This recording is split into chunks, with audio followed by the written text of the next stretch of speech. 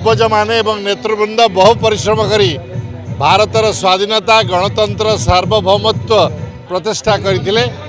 आज विभिन्न दृष्टि अनेक समय गणतंत्र प्रति एवं आमर संविधान प्रति विपद रही।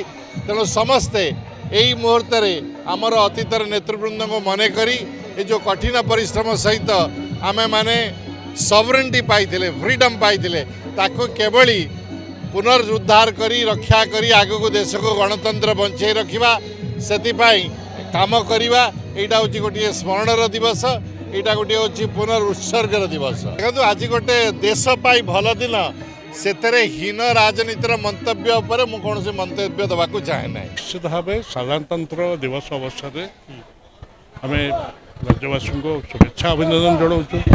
आमर प्रिय नेता नवीन बाबू जी 24 वर्ष धर ओडार मुख्यमंत्री थे ए मान्यवर विरोधी दल नेता अच्छा सदाबले सर्वोच्च प्राथमिकता ओडावासी स्वार्थ को सर्वोच्च प्राथमिकता दे आते जन ओडार जनसाधारण रति अच्छा जमती ये राज्य आगामी दिन में विकसित हो एवं विकास मार्ग में जाऊ अनेक कार्यक्रम से नहीं संपूर्ण सफल हो आज दिन में आम आउ निजक पुनरुत्सर्ग कर।